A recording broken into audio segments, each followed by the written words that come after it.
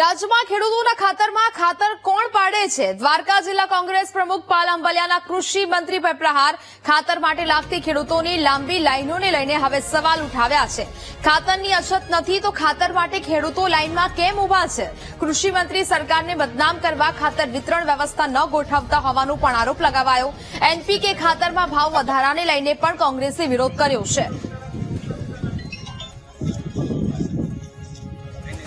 ખાતરની અંદર એનપીકે ખાતરની અંદર જે વધારો થયો છે એ ઉપરાંત જે રીતે ખાતરની ઘટ છે, જે રીતે કૃષિ મંત્રી એમ કહે છે કે ખાતરની ક્યાંય કરતા ક્યાંય અછત છે જ નહીં, અને બીજી બાજુ આખા ગુજરાતની અંદર ખાતર લેવા માટે ખેડૂતો લાઈનોમાં ઉભા છે, ત્યારે પ્રશ્ન એ થાય છે કે કૃષિ મંત્રી શ્રી જો ખાતરની અછત ના હોય તો ખેડૂતો લાઈનમાં શું કામ ઉભા છે? જ્યારે અનેક વખત હું કહી ચૂકો છું કે રાજ્યના કૃષિ મંત્રી સરકારને બદનામ કરવા માટે ખાતરની વિતરણ વ્યવસ્થા ગોઠવતા નથી, ત્યારે સવાલ એ થાય છે કે ખેડૂતોના ખાતરની અંદર ખાતર કોણ પાડે છે, ખેડૂતોનું ખાતર કોણ ખાઈ જાય છે? ખાતરનો સંગ્રહ અને કાળાબજારીને લઈને ઓનિયન ગ્રોવર્સ ફેડરેશનનો મોટો ખુલાસો. અમે હોલસેલરને ખાતર વેચીએ છીએ, અમારી પાસે સ્ટોરેજ ગોડાઉન પણ નથી. અમે 30 વર્ષથી રાસાયણિક ખાતર વેચાણ વિતરણમાં કામ કરીએ છીએ. સરકાર તરફથી જે નોટિસ અપાઈ છે તેને લઈને ગાંધીનગરમાં ખુલાસો અપાયો છે. શા માટે 15 દિવસ માટે ખરીદ વેચાણ પર પ્રતિબંધ લગાવ્યો? એજન્સીએ તમામ પ્રકારના ખુલાસા કરીને પોતાનો પક્ષ રાખ્યો છે.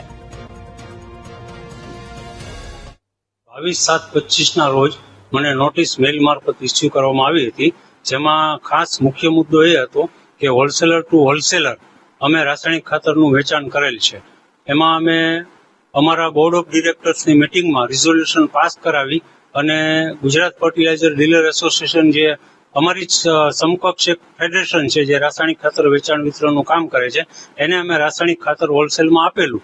અને એમણે ખેડાના મહેમદાવાદમાં એગ્રો સેન્ટરની દાદાગીરીને લઈને ખેડૂતોનું આવેદન, જ્યાં ખેડૂતોએ મહેમદાવાદ મામલતદારને આવેદનપત્ર આપ્યું છે.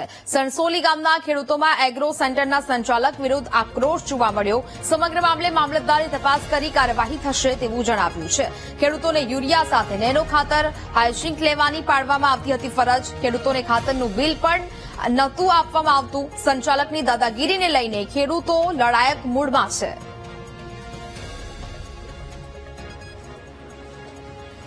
લગભગ ખાતરના આધાર લગભગ 280 રૂપિયા, બરોબર, પ્લસ હાઇજીન અથવા ગમે તે કંઈક આપી જ દે છે તમને, બરોબર, કે ભાઈ આ ફરજિયાત છે, બરોબર, આ લેશો તો તમને આ મળશે, બરોબર. અત્યારે જે ડોગર બચી છે એમાં ખેડૂતને ખાતર નાખવું છે, પણ એગ્રીકલ્ચર વાળા કોઈ ખાતર આપવા તૈયાર નહીં.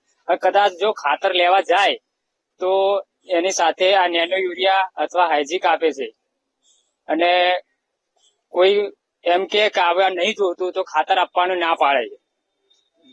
અને આખા મહેમદાવાદ પંથકમાં એવું ચાલે છે, દરેક એગ્રીકલ્ચરમાં ચાલે છે. આજે અમે મામલતદાર કચેરી આવવાનું કારણ કે જે અમે ખાતર અત્યારે મહેમદાવાદ તાલુકાની અંદર ભરપૂર વરસાદ ચાલી રહ્યો છે. ડાંગરની સિઝનમાં અત્યારે ખાતર નાખવાની સમય થઈ ગયો છે. ડાંગરની સરકાર દ્વારા આવું કોઈ પરિપત્ર બહાર પાડવામાં આવ્યો નથી, તો પણ તમે મને આવું આપો કેમ? તો એ દુકાનદાર દ્વારા મેં એમ કીધું કે તું મને બિલ બનાવી આવતું, તો એ ભાઈ મારી જોડે દાદાગીરી કરી.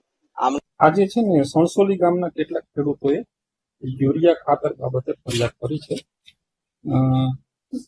કેટલાક એગ્રોવાળા ખાતરની સાથે નેનો ખાતરની બોટલ વધારે આપવા માટે આગ્રહપૂર્વક જણાવે છે, કે જે ફરજિયાત નથી એવું ખેડૂતો દ્વારા રજૂઆત મળી છે. જામનગરના Gujarat fertiliser dealer એસોસિએશનને show cause notice પાઠવવામાં આવી છે. ગાંધીનગરમાં ખાતર વિતરણ કરવા અંગેની બેઠક મળી હતી અને આ બેઠકમાં ડીલર્સ એસોસિએશનના ફોર્મમાં ક્ષતિ જણાતા નોટિસ ફટકારાઈ છે. નાયબ ખેતી નિયામકે એસોસિએશનનું લાયસન્સ 15 દિવસ માટે રદ કરાયું છે. તો ગુજરાત ફર્ટિલાઇઝર એસોસિએશનને સોકોઝ નોટિસ છે તે ફટકારવામાં આવી છે.